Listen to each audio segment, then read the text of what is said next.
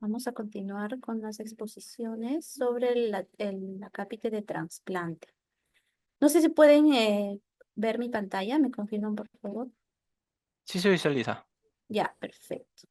Bueno, en esta oportunidad vamos a hablar sobre un tema que es importante también, como es las complicaciones infecciosas en el paciente trasplantado.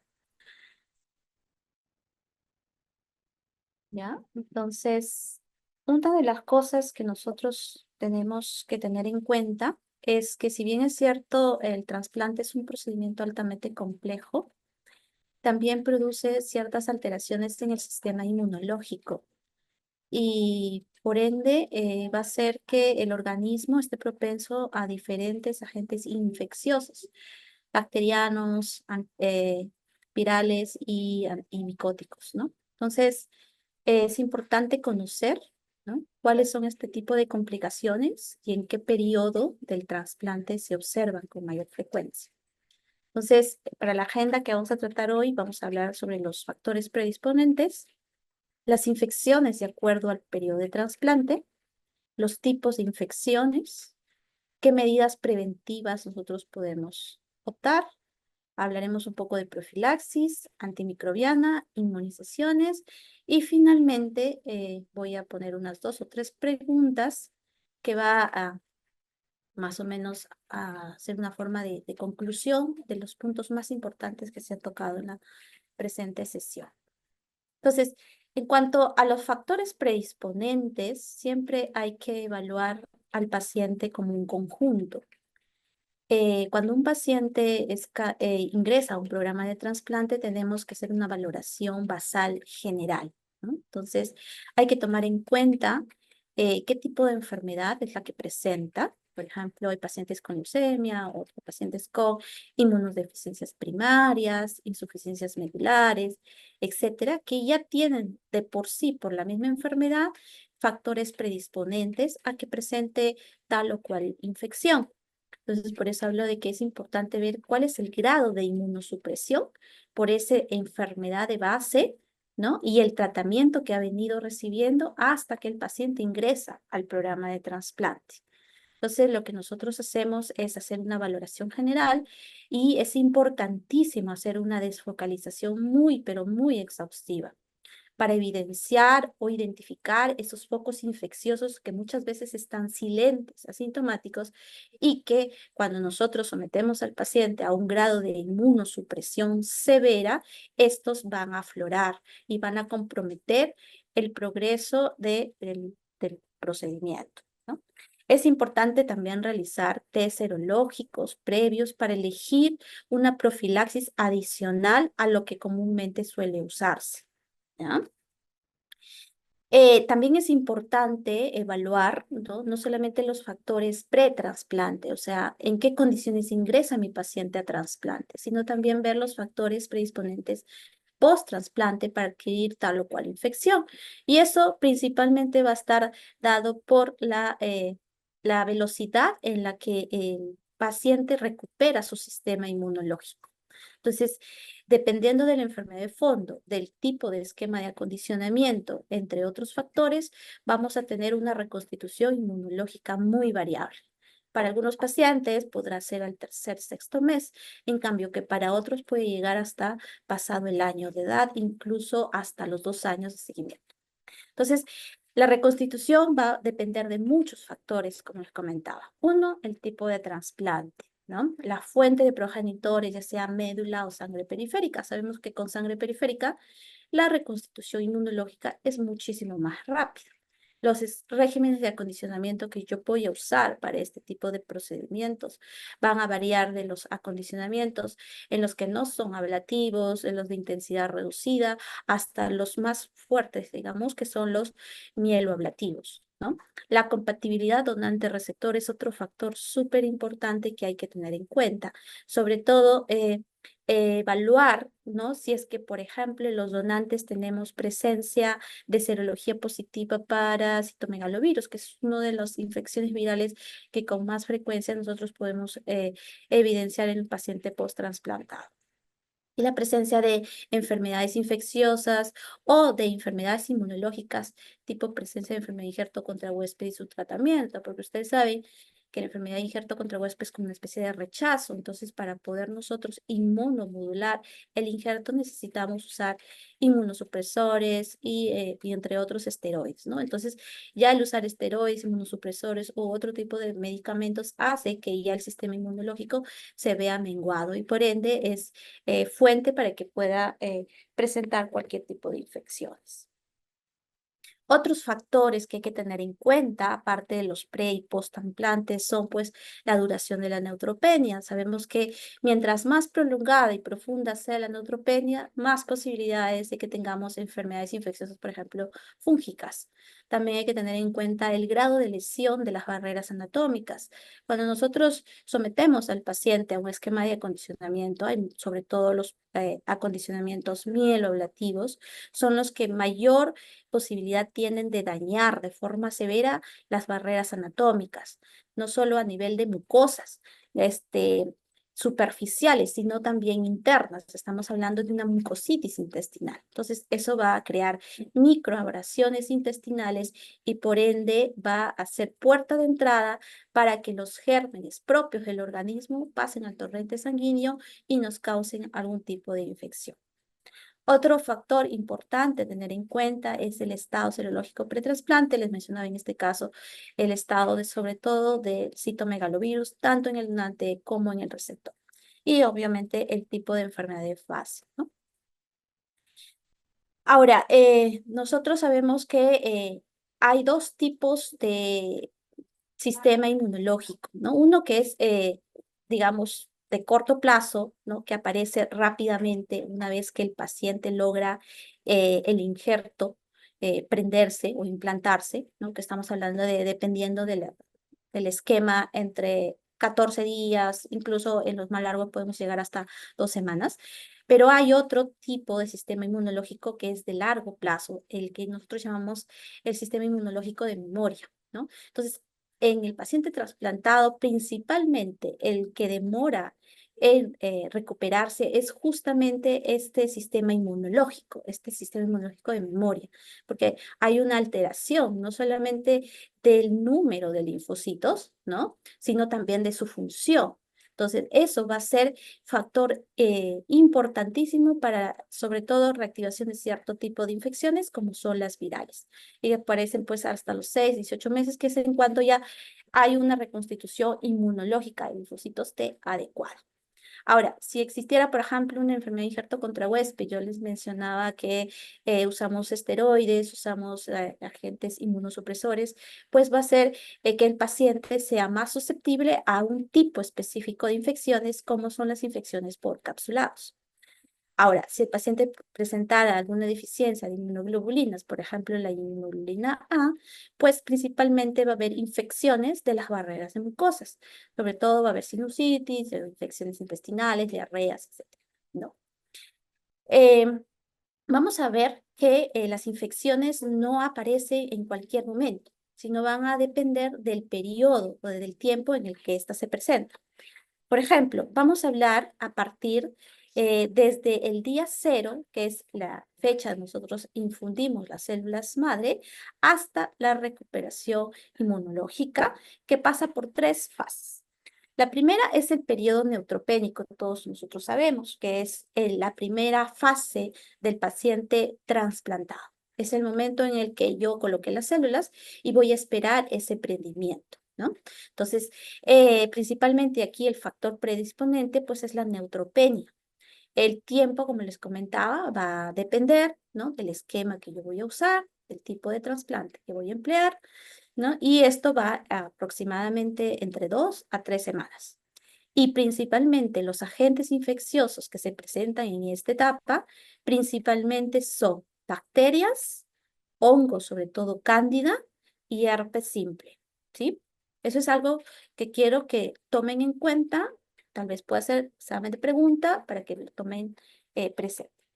Ahora, por ejemplo, en pacientes con inmunodeficiencia previa, esos pacientes tienen mucho más susceptibilidad a presentar infecciones por hongos, como por ejemplo el aspergillus. Ahora, pasados los 30 días, generalmente ya en esta etapa, la mayoría de los pacientes ya deben haber salido de alta.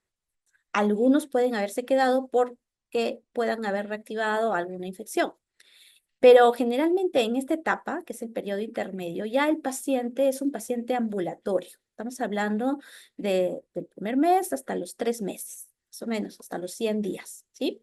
Entonces, aquí, ¿qué factores de riesgo va a presentar el paciente? Bueno, en esta etapa generalmente todavía estamos en una etapa de inmunodepresión, ya les dije, porque la reconstitución de linfocitos T todavía no se ha logrado y pueden haber complicaciones agudas como el rechazo. Es lo que nosotros llamamos enfermedad injerto contra huésped aguda, que nos va a, que va a dar pie a este tipo de infecciones. Ahora, ¿qué patógenos vamos a ver en este periodo? En este periodo, a diferencia del anterior, en donde veíamos mayor incidencia de infecciones bacterianas, ya aquí empiezan a presentarse los virus, unas reactivaciones virales. En la cabeza, pues tenemos citomegalovirus. Después podemos tener compromiso de la vejiga y del sistema urinario por otros virus como el adenovirus, el becavirus, y que se expresan a nivel de este sistema como una cistitis hemorrágica. Cuando hay también puede haber compromiso pulmonar por neumocistis jirovecii o puede también presentarse infecciones fúngicas como la candidiasis, la cual puede ser diseminada, y la aspergilosis. Entonces, como se ve en esta etapa, lo más frecuente ya son infecciones de tipo viral, la cabeza, y posteriormente, de acuerdo a algunos factores de riesgo asociados, pueden haber infecciones fúngicas, ¿sí? Y ya hablando del periodo tardío, es decir, ya pasaron los 3 meses post-trasplante, ¿no? El riesgo de infección va a estar, digamos, de la mano de qué tan rápido el paciente ha recuperado su sistema inmunológico y de que haya presente o no presente otras complicaciones, como por ejemplo la enfermedad injerto contra huésped de tipo crónico y el tratamiento que se necesite para poderlo controlar. Dentro de los patógenos que con más frecuencia se observan, tenemos pues a las bacterias capsuladas, por ejemplo, la Streptococcus, la Haemophilus influenza. Tenemos hongos, Aspergillus, Pneumocystis carini y el virus de la varicela zoster. ¿Sí? Entonces, como ustedes ven, hay ciertas predisposición a tener agentes infecciosos en determinados periodos. Aquí un cuadrito resumen, ¿no? De todo lo que les he venido hablando, del periodo de neutropenia, del intermedio, del tardío y los diferentes agentes infecciosos. ¿Sí? Bien, vamos a hablar un poquito de las bacterias. Ahora, generalmente las bacterias son los agentes infecciosos que aparecen cuando el paciente está neutropénico, ¿no? Es inmediato, generalmente post-trasplante, porque cuando el paciente está con neutropenia severa, y estoy hablando de neutrófilos en cero, generalmente van a estar así por aproximadamente 2 semanas, y secundario al proceso de lesión de mucosas producido por el acondicionamiento, pues hace que las bacterias propias o endógenas del paciente salgan al torrente sanguíneo a través de esas abrasiones o microabrasiones que se han generado por el acondicionamiento. Entonces, por eso es que nuestros pacientes, a pesar de que han sido manejados con las medidas más estrictas de bioseguridad, puede ser que el paciente presente fiebre, ¿no? Entonces, y es por esto, ¿no? Por el traslado, por la traslocación de nuestra propia flora del paciente al torrente sanguíneo, producto de la lesión de mucosas. Y obviamente, pues, los gérmenes más comunes son los gram negativos. En aquellos que tenemos dispositivos centrales, de hecho, todos nuestros pacientes post-transplantados tienen dispositivos centrales. Entonces, también hay cierto riesgo para tener bacterias de tipo gram positivo. Entonces, esos factores predisponentes como la mucositis, esa aplasia severa, prolongada y los accesos venosos permanentes son los causantes para que las bacterias puedan eh, ingresar al torrente sanguíneo. Ahora, En ciertas instituciones o en ciertos países se puede usar cierto tipo de profilaxis. Eso va a depender de cada instituto, de cada programa. Generalmente acá en el instituto nosotros no usamos profilaxis para, digamos, disminuir la incidencia de bacterias, porque por el tema de la resistencia y el incremento de bacilos gram negativos, ¿no? Entonces, los gérmenes más frecuentemente que se observan en esta etapa, pues están los gram negativos como la E. coli, Klebsiella pneumoniae, la Pseudomonas aeruginosa. También tenemos Neutrophilus mantófila en aquellos casos en los que hemos venido usando por mucho tiempo antibióticos de amplio espectro, por ejemplo, como los carbapenems. ¿Sí? Otro grupo importante de infecciones son los causados por los hongos. Los factores predisponentes son la inmunosupresión, bueno, el uso de antibióticos de amplio espectro, la presencia de dispositivos centrales, el uso de nutrición parenteral total.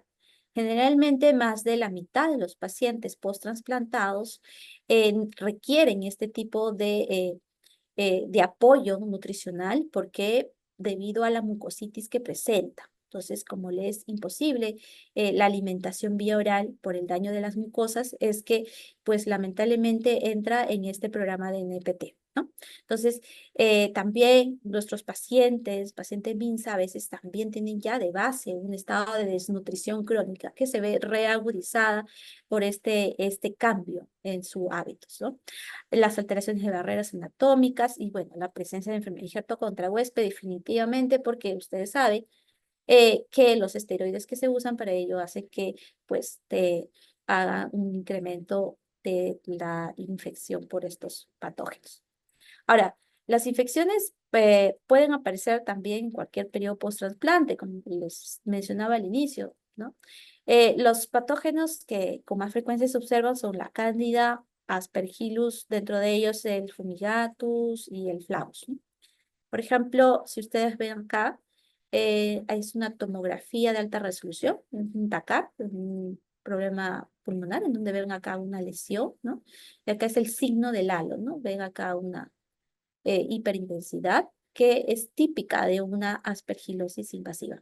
Y esto, por ejemplo, y eso es algo que tienen que tomarlo en cuenta, no se observa en una radiografía de tórax. Yo puedo tener un paciente febril que ha recibido antibiótico terapia de amplio espectro, ya tenemos 4 o 5 días, sigue febril, le tomamos una placa y no vemos nada.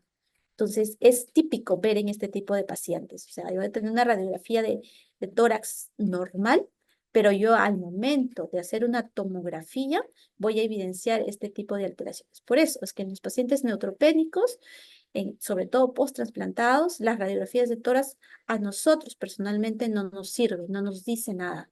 Nosotros tenemos que ir directamente a hacer estudios un poco más, más minuciosos, por ejemplo, como es la tomografía de alta resolución y dependiendo del caso también puede ser resonancias. ¿Sí? Otros agentes infecciosos fúngicos menos comunes, pero cuando se presentan son de mal pronóstico por la dificultad de manejarlos, a que a veces necesitan hasta 2 antifúngicos, es, por ejemplo, la presencia de Fusarium, de Mucorales o Cedosporium, ¿no? Entonces, para tomarlo en cuenta. Y en cuanto a los virus, que es el otro gran grupo de agentes infecciosos, pues definitivamente acá la reconstitución inmune es vital, ¿no? Entonces es producto por la inmunosupresión post-trasplante evidente. Los virus más comúnmente que se observan es los herpes virus de la familia. Ustedes saben que es un virus latente, que hemos tenido contacto en la primera infancia. Una vez que ingresa al organismo va a quedar de forma permanente para toda la vida, ¿no?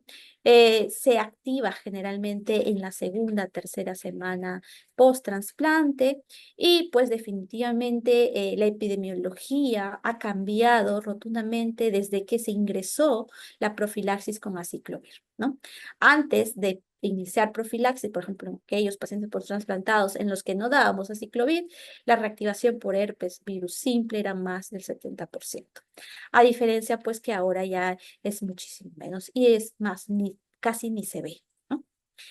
La manifestación más frecuente de presentación de este virus es la gingivoestomatitis, pues otras infecciones como encefalitis y demás son muy raras.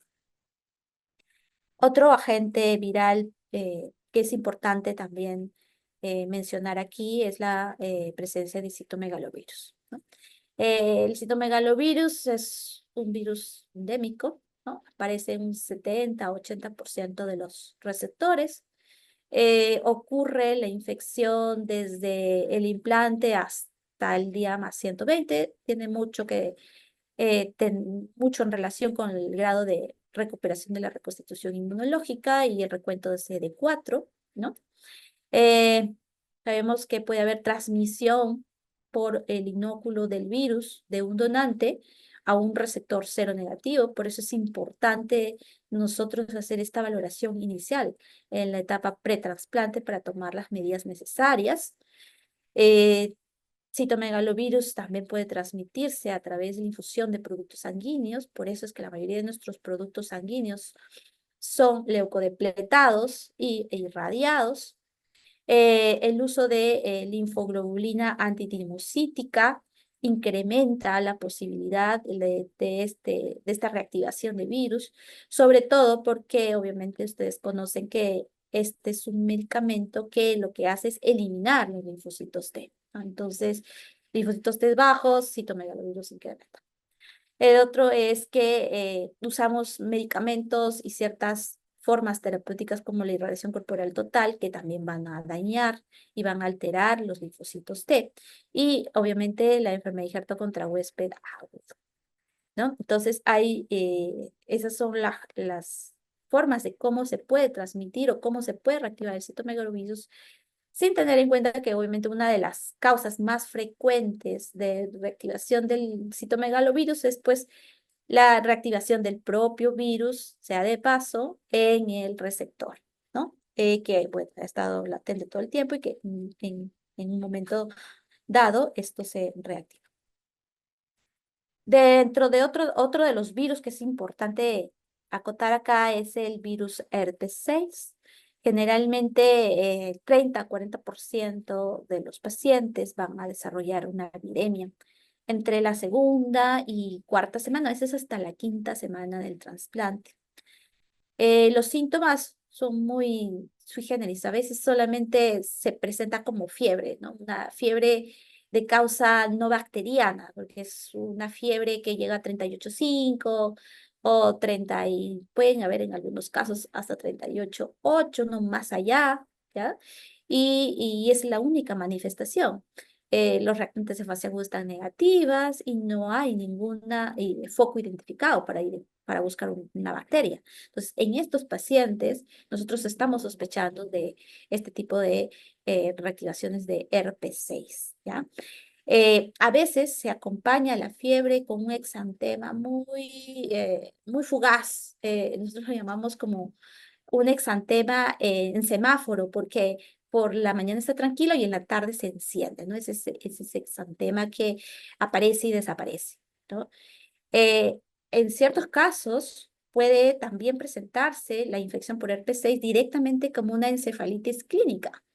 Hay fotofobia, cefalea intensa, hay temblor fino, ¿no? Y de esta manera, muchas veces, aún cuando nosotros hacemos incluso, solicitamos cargas virales para herpes 6 por PCR, pueden estar normales, pero eh, la forma de presentación de esta encefalitis es muy clásica. Entonces, a veces incluso sin tener cargas virales en sangre, nosotros hacemos el diagnóstico de encefalitis. Posteriormente ya pasa una semana y ya el virus sale, sangre periférica, lo podemos hacer la detección mediante este tipo de evaluaciones. Otra forma de presentación del virus por herpes 6 no muy frecuente, ¿no? Es el tema de la neumonitis, el retraso, la supresión de injerto medular. Felizmente nosotros no hemos tenido falla de injerto medular por infección por herpes 6, ¿no? Y los sinusitis que es muy rara, ¿no? A veces se confunde con infecciones bacterianas. Es importante tener en cuenta que la presentación más común de la infección por herpes 6 pues es la meningoencefalitis, ¿no? Y eso se debe pues al gran neurotropismo que tiene este tipo de virus, es el sistema nervioso central. Otros factores, tenemos pues, otros virus, perdón, tenemos los enterovirus, que causan una diarrea, generalmente no es de flujo tan alto, pero sí es incómoda para el paciente. Los adenovirus también es otro de los virus que generalmente suelen activarse en esta etapa. Ocurre entre el segundo mes y tercer mes post-trasplante. Un bajo porcentaje de los pacientes pueden desarrollar enfermedades sistémicas severas, ¿no? Otros virus tenemos el Coxsackie, el rotavirus, pueden causar diarrea. Generalmente el tratamiento es sintomático y hay que tomar las medidas de aislamiento necesarias. Los virus respiratorios, que los que más nos complican eh, este periodo, pues la presencia de virus sincitial respiratorio que puede causar pues neumonía definitivamente y esta elevada mortalidad. La mayoría de nuestros pacientes cuando adquieren el BCR terminan en la unidad de cuidados intensivos. La infección por Epstein-Barr virus se presenta con mucho más frecuente en pacientes apridénticos por el uso de ATG, se da en el día más 70 del post-trasplante y se caracteriza por febrícula y adenopatías. Aquí les puedo mostrar digamos, una tablita que me gustó, las traigo aquí a cotación para que después lo puedan leer con detenimiento, en cuáles son los lugares de infección, ¿no? Tenemos en sangre, relacionado al catéter, compromiso de cavidad oral, tracto respiratorio alto, bajo, digestivo, tracto urinario, cuál es la clínica que predomina cuando se compromete cada uno de estos órganos, los patógenos más frecuentemente aislados, ¿sí? Y cómo podemos hacer el diagnóstico. Nosotros acá en el instituto generalmente para hacer la detección de estas infecciones, sobre todo virales, hacemos digamos, la evolución 2 veces por semana de cargas virales, ¿no? Solicitamos cargas virales de estos virus para poder detectarlos antes de que la proliferación sea muy elevada y esto me causa enfermedad. Nosotros generalmente no hacemos eh, profilaxis ni tratamiento temprano, sino lo que hacemos es tratamiento preventivo. ¿Sí? Ahora, ya hablando un poco de las medidas preventivas, y aquí es algo que es importante tomar en cuenta, es la profilaxis, ¿no? Como les mencionaba, hay diferentes tipos de profilaxis. Las más comunes son la antibacteriana, que nosotros no usamos, ya les dije por el tema de la resistencia, ¿no? La profilaxis antiviral con herpes sí la hacemos. Nosotros damos a los pacientes trasplantados desde el día 0 prácticamente hasta 3 a 6 meses post-trasplante aciclovir, ¿sí? Usamos profilaxis antifúngica, también la usamos. Generalmente la asociamos cuando empezamos el esquema de acondicionamiento porque va a producir una neutropenia prolongada, ¿no? Y también la mantenemos hasta que los recuentos CD4 sean mayores de 300 aproximadamente. ¿Sí? Usamos posaconazol en jarabe para ellos y en el caso, en la etapa inmediata post-trasplante, debido a que el posaconazol pues tiene un metabolismo hepático y puede producir elevación de transaminasas, optamos por otros medicamentos, por ejemplo, como caspofungina endovenosa. La profilaxis contra neumocistis carini con sulfamethoxazol trimetoprim también lo solemos implementar, aunque no inmediatamente en la etapa de trasplante, porque recuerden que este tipo de medicamentos es inmunosupresor medular, entonces tenemos el riesgo de perder el injerto, pero sí en algunos pacientes que toleran el medicamento lo empezamos a implementar a partir del día 30 en adelante. Otras profilaxis dependiendo de los factores de riesgo. Si yo tengo un paciente que en la valoración inicial yo detecté que estuvo en contacto con un paciente con tuberculosis o hizo una prueba PPD reactiva, yo necesito dar profilaxis con isoniazida. De igual manera, los pacientes que tienen toxoplasma. Sí, bueno, aunque el toxoplasma ya lo controlamos con el tema del cotrimoxazol, que es la profilaxis que usamos. Dentro de la profilaxis antibacteriana, nosotros digamos que sobre todo tomamos medidas de higiene. Para nosotros, digamos, nuestra mejor forma de contrarrestar la reactivación o la presencia de estas infecciones bacterianas es a través del lavado de manos. No solo de manos, sino de piel y de la higiene oral. Generalmente todos nuestros pacientes se bañan diariamente, la higiene oral es exhaustiva, tienen que tomar o usar una serie de antihigiénicos orales como clorexidina. También usamos el uso de alimentos de bajo contenido microbiano. No usamos, como le mencionaba, la profilaxis bacteriana por la resistencia generada.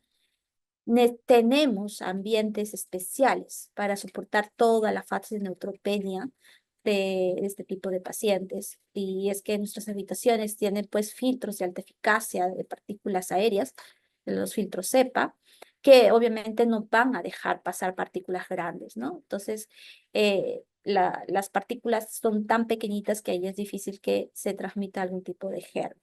Además, también tenemos filtros, de los filtros ERPA tenemos pues un sistema de flujo laminar que impide el torbellino de estas partículas y puedan causar este tipo de transporte, ¿no? de bacterias, principalmente y hongos. La profilaxis con citomegalovirus generalmente lo empleamos en pacientes en donde sabemos que la inmunosupresión o la depresión de linfocitos T es profunda y prolongada. Por ejemplo, en los pacientes que son sometidos a un trasplante alogénico tipo haploidéntico. Ahí utilizamos profilaxis para citomegalovirus incluso antes de iniciar el acondicionamiento y lo usamos con ganciclovir. ¿Sí? Hay factores de riesgo, sobre todo en los pacientes que tienen este tipo de, digamos, procedimiento, como son los halogénicos, como el mismatch, ¿no? CMV, en donde el donante va a ser negativo y el receptor va a ser positivo. Es un factor de riesgo súper importante, porque obviamente el donante no tiene la memoria de la infección por CMV. Entonces, cuando ingresa un receptor positivo, le va a pasar prácticamente de forma pasiva toda la presencia de este tipo de infección. El inóculo de la depresión también de células CD34, como les mencionaba, también es importante. Eh, es importante tener en cuenta también cuando el paciente es sometido a tratamientos con análogos de purina, por ejemplo, o la timoglobulina, el alemtuzumab, o cuando he usado corticoides, dosis altas, más de 1 miligramo por kilo. Va a aparecer pues desde la infusión de la médula ósea hasta el día 100. Las drogas que usamos va a ser el ganciclovir, que generalmente lo damos a una dosis de 5 miligramos kilo día, o el valgaciclovir cuando es vía oral, 900 miligramos al día. ¿Sí? Y en el caso de que el paciente ya esté recibiendo este tipo de profilaxis para citomegalovirus, el tratamiento de profilaxis con aciclovir ya no es necesario, ¿no? Porque la profilaxis con CMV va a cubrir los herpes. En cuanto a la profilaxis antifúngica, como yo les decía, también se da desde el ingreso a la unidad hasta que este paciente salga, o la prolongamos en los pacientes que presentan, por ejemplo, enfermedades injerta contra huésped crónico, ¿sí? O también usamos esta profilaxis, ¿no? Cuando hay antecedentes de una infección previa, ¿no? La droga de elección, como les mencionaba, es el posaconazol. Otras alternativas, tenemos voriconazol, anfotericina. En el caso de usar citostáticos tipo busulfán, generalmente vamos a instaurar la profilaxis un poco alejado de los agentes quimioterápicos, ¿no? Y en el caso, por ejemplo, de usar vincristina, que es un alcaloide de la vinca, generalmente debemos suspenderlo 2 días antes y 7 días después de la misma, que lo podemos reemplazar por otro agente antifúngico como es la micafungina. En cuanto a profilaxis antifúngica secundaria, ¿no? Se continuará con el tratamiento si el paciente, por ejemplo, antes del trasplante presentaba una aspergilosis invasiva pulmonar que está en tratamiento de mantenimiento, no suspendemos el tratamiento y lo continuamos el tratamiento y solamente suspendemos cuando el estado de inmunosupresión desaparece, ¿no? En el caso de uso de busulfán o vincristina, se va a reemplazar por anfotericina liposomal, ya sea durante la infusión del busulfán o de la vincristina. En cuanto a profilaxis para pneumocystis jirovecii y toxoplasma, como les decía, lo que nosotros usamos es el trimetoprim sulfamethoxazol. Hay dos formas de dar este tipo de profilaxis, a veces interdiaria, que es lunes, miércoles y viernes, o la otra forma es que sábados y domingos, ¿no? Son dos formas, dependiendo de cada centro, cualquiera de ellas se puede usar, ¿no? En el caso de que presentan complicaciones como enfermedad injerto contra huésped o se continúe con inmunosupresores, pues esta profilaxis debería mantenerse, ¿sí? La profilaxis con tuberculosis, como les comenté, se puede usar isoniazida, 10 miligramos por kilo por día, asociado a vitamina 6, por espacio más o menos de 9 meses, ¿no? En caso de que haya, pues, reacción adversa a ese medicamento, podemos usar rifampicina por 4 meses. Y eso lo usamos, pues, en caso de que haya exposición a una tuberculosis, ya sea que es pulmonar o laringia, cuando tenemos una reactividad en la prueba dérmica, más de 5 milímetros, o pues hay hallazgos radiológicos de una tuberculosis curada en ausencia de haber dado un tratamiento o haber sido descartado una enfermedad. ¿Mm? El adenovirus es otro de los virus que a nosotros nos causa principalmente problemas, ¿no? Últimamente hay mucha activación, mucha compromiso de este virus y lo podemos ver sobre todo cuando compromete el pulmón, que es uno de los órganos diana que más compromete con mayor frecuencia, y el otro es este sistema urinario, ¿no? Hacen cistitis hemorrágicas. O sea, generalmente se ha comentado, ¿no? Que una de las causas más frecuentes de cistitis hemorrágica de etiología viral es la presencia de becavirus, pero nosotros también en nuestra institución no solamente vemos becavirus, sino otro virus como es el adenovirus. Entonces, también hacemos monitorización de este virus con PCR para evaluar la presencia y la progresión de la infección, ¿no? La monitorización es semanal o 2 veces por semana, dependiendo el paciente durante los primeros 6 meses post-trasplante y también mientras dura la severa inmunosupresión o la linfopenia, ¿no? El tratamiento de elección para este tipo de reactivaciones que nosotros empleamos pues, es el cidofovir, hidratación, hacemos una hiperhidratación, usamos inmunoglobulina a veces intravenosa asociados con ciprofloxacina. Y es vital, súper importante, tratar de disminuir pues la inmunosupresión, ¿no? Generalmente no existe un punto de corte en el que yo diga a partir de este valor yo voy a empezar tratamiento antiviral o no, ¿no? Todo va a depender de la evolución del paciente, de la clínica que tenga y de las condiciones y factores de riesgo adyuvantes. Y el tema de inmunizaciones, bueno, en nuestro hospital, una vez que el paciente logra una reconstitución inmunológica completa, que generalmente es a partir del día 9, los 12 meses post-trasplante, se tiene que volver a eh, inmunizar al paciente. ¿Por qué? Porque es como que nosotros hemos reseteado su sistema inmunológico. Entonces es como un recién nacido que no tiene esa memoria de contacto con algunos agentes infecciosos, por lo cual necesitamos protegerlo de alguna otra manera. Entonces, este es un cuadrito de los esquemas de inmunizaciones que se emplean. Hay que evitar las vacunas con virus vivos atenuados, siempre tienen que ser productos derivados proteicos, etcétera. Y bueno, los esquemas de vacunación son variados, la forma en qué momento se inician también van a variar. Generalmente en la institución quien está a cargo de este tema es infectología.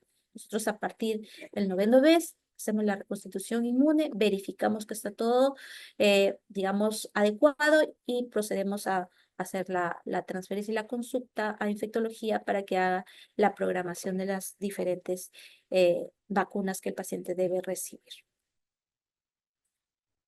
Bueno, y aquí con esta parte ya estamos terminando. Como les comentaba, en la agenda no solamente es necesario que ustedes sepan, sino que también nos llevemos conclusiones claras sobre la exposición, ¿sí? Entonces, me gustaría escucharlos o leerlos más que todo por el chat. ¿Cuál sería la respuesta a la primera pregunta? Yo la voy a leer y quiero que ustedes me escriban por el chat su alternativa. Por ejemplo, En el caso de enfermedad por herpes 6, ¿cuál es el órgano más frecuentemente afectado? A, pulmón; B, sistema nervioso central; C, músculo esquelético; D, aparato digestivo; y E, genitourinario. Por favor, vayan escribiendo sus respuestas y eso se va a alcanzar a la unidad de docencia para su respectiva nota.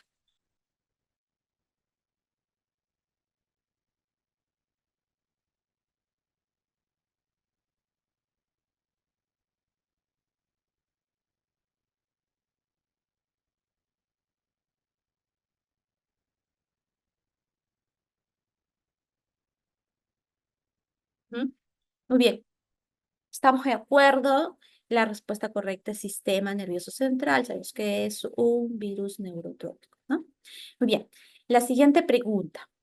De los siguientes antibacterianos, ¿sí? ¿Cuál no va a usar como monoterapia en el caso de un tratamiento inicial de neutropenia febril? Letra A, imipenem; letra B, metronidazol; letra C, piperacilina tazobactam; letra D, meropenem; y la E, cefepime.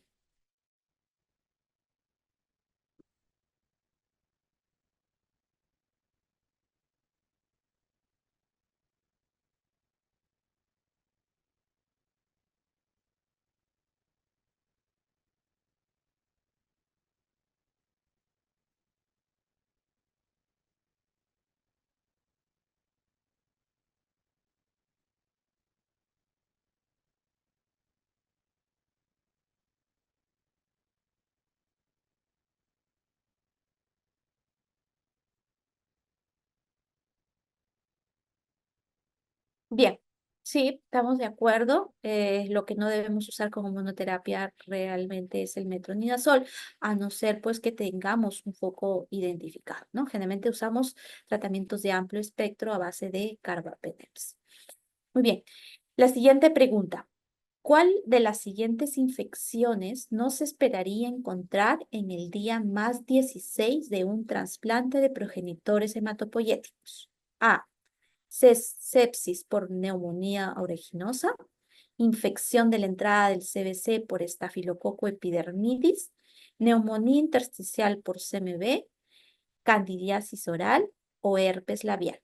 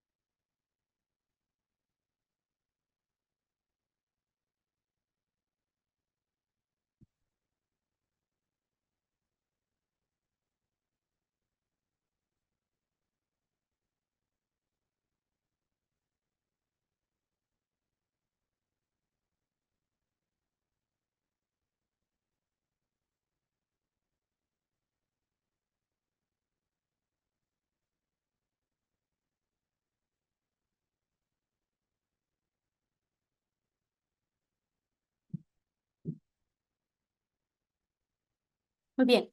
Entonces, todos de acuerdo en que es obviamente la neumonía intersticial por citomegalovirus. Recuerden que es la primera etapa, antes incluso del prendimiento, ¿no? Entonces, la causa más común pues son las infecciones bacterianas y los hongos productos de la cavidad oral, que son pues las cándidas, ¿no? Y el herpes.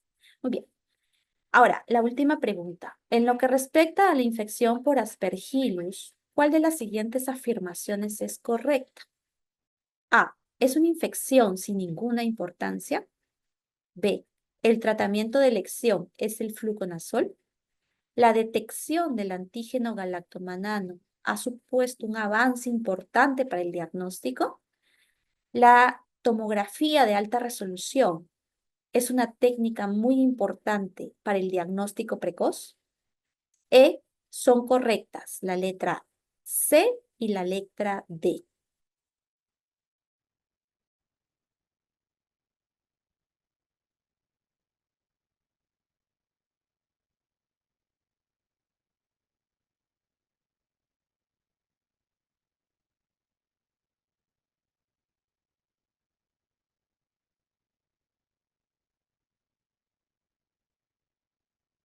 Muy bien, excelente.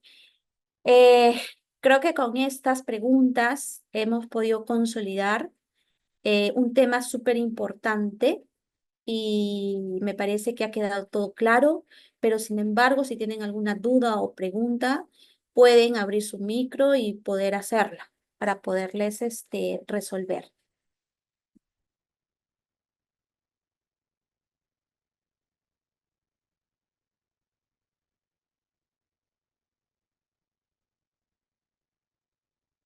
¿Hay alguna duda o pregunta? ¿Ha quedado todo claro?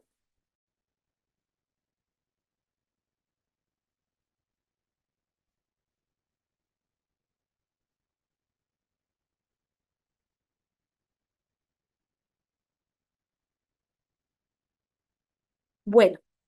Si está todo claro, les doy las gracias por haber acudido a esta reunión y espero que la pasen bien lo que quede del fin de semana y nos estaremos viendo la próxima semana con la última ponencia respecto a lo que es trasplante. Ahí vamos a ver cuáles son las complicaciones que ocurre con este tipo de procedimientos.